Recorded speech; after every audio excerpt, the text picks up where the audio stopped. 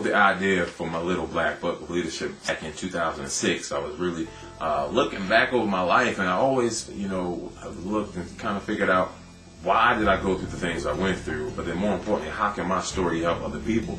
And I started looking at my relationships and looking at all the things that I've been through. I never did drugs. I never smoked cigarettes. I never drank alcohol, but I always was, with women. I started really looking back at the relationships and looking at different lessons. I said, you know what? Wow. I learned a whole lot from these relationships. And that's how my little black book of leadership lessons, 15 leadership lessons I learned from my ex-girlfriends, came about.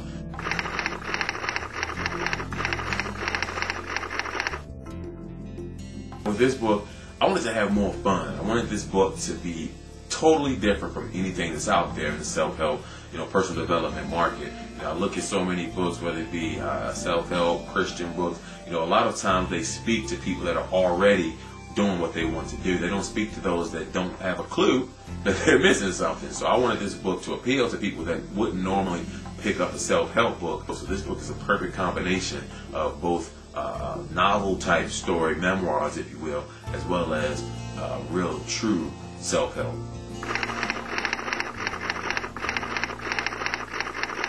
A lot of people I've talked to are really excited and embracing the book, and there's still some as well who are kind of afraid, kind of scared as far as, well, what's this really about? The fact that I'm dealing with relationships and talking about sex, that kind of scares a lot of people off. But this book is not a celebration of the life I've lived, but it's a celebration of how God has delivered me, and in spite of the life I live, still used me to be a better leader and help other people.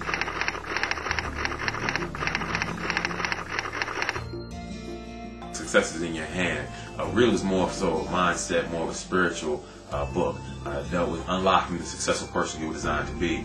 And what I ran into was, even though my target market was the readers between 25 and 45 years old, a lot of people I ran into, because I was still young, wanted to put me in a box as a youth speaker. People felt that I couldn't teach them anything about being successful because I was younger than them. But what I really saw, what they really were saying was, I wish someone would have taught me this when I was younger, so could you please teach this to our youth? But with this new book, my little black book of leadership lessons, it's a much more mature subject matter, not just on the relationship side, but also on the leadership side. The 8th grader or 10th grader is not really going to be able to even grasp some of the stuff that I'm talking about. But this stuff is really for the person that knows they were designed to be a better leader than they are. For that leader that knows they were designed to do more, but that for whatever reason, they've let the shackles of their past hinder them from walking into their purpose and their future.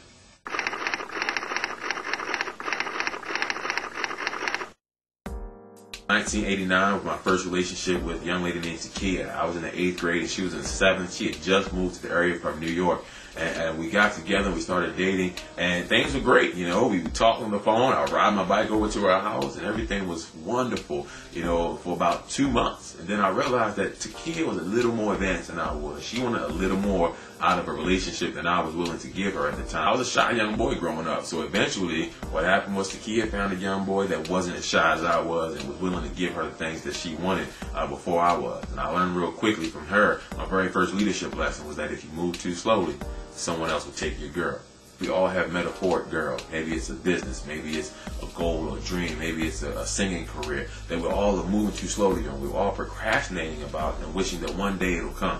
And what's going to happen, the same thing that happened with Takia when she was taken from me because I was moving too slowly, someone will come and take your girl. Someone's going to invent that invention. Someone's going to start that business. Someone else is going to come in and take that dream man of yours if you keep moving too slowly. So you need to make a decision on what you want. You need to overcome procrastination, and then you have to take action to go and do it.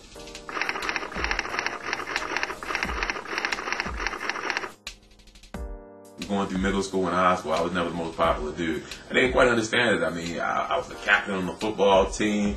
I was friends with just about everyone, but I never was that popular, and it wasn't until I graduated from high school and went to Hampton that I really started to grow into my own and really became a more popular guy. My stars started to shine. I started to get the very thing that I'd always wanted. I was becoming more popular. I was involved in activities. Everyone knew my name. The girls all wanted to be in my life. And, I thought life was great, and I was living it up, just, doing what I thought, young men were supposed to do.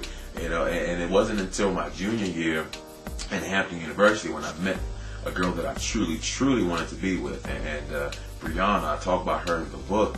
We became best friends, but I always wanted her to be my girlfriend. So she was the one that could really get me to settle down. And no matter how many times I asked her what we went through, she would never say yes and commit to being my girlfriend. And I finally one day asked her, I said, Brianna, why won't you be my girlfriend? And she told me, she said, Ryan, I don't want to be in your spotlight. You're too popular. I don't want everyone in my business. And I said, wow, it kind of blew me away that the very thing that I'd always thought I wanted all my life growing up, all I ever wanted was to be popular. And then I finally got what I wanted, and then I couldn't have the one thing I wanted most, which was Brianna. All because of the spotlight was on me. So that kind of led me to the leadership lesson that when the spotlight is shining on you, it's hard to see other people. And as leaders, we're in the front, we're in the spotlight, we're getting the shine. You're the popular one. You're getting credit for everything that's happened. So, but we have to remember that you can't lose sight of everyone else that helped you get there. As a leader, you have to be a dream giver, and you have to learn to give credit where credit is due.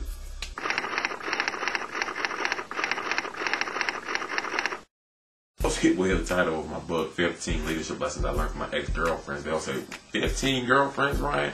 And obviously there's some overlapping there and a lot of infidelity that was in my past, and that's one of the biggest things that I learned was that, if you cheat, you will get caught up. And, there was a lot of infidelity, and in life and relationships, obviously, if you cheat, and eventually it's going to catch up with you. But the same thing goes for leadership.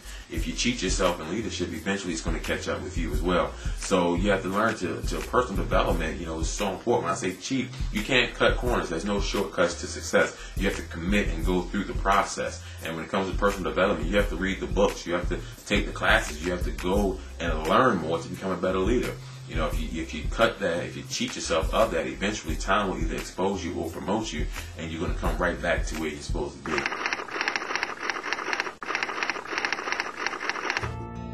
In closing, I would just say this. You don't need a title to be a leader. You need a purpose. Every one of us was designed with a purpose and a specific meaning to our life. And the only way to fulfill that is to increase your leadership. Become a better leader. This book will be unlike any other book that's ever been written on leadership. I promise you, it'll be the most fun, the most exciting, the sexiest, but also the most enlightening, the most life-changing, the most informative leadership book you ever read. I have a big old car in a big old house, but next to God, nothing else amounts to a woman.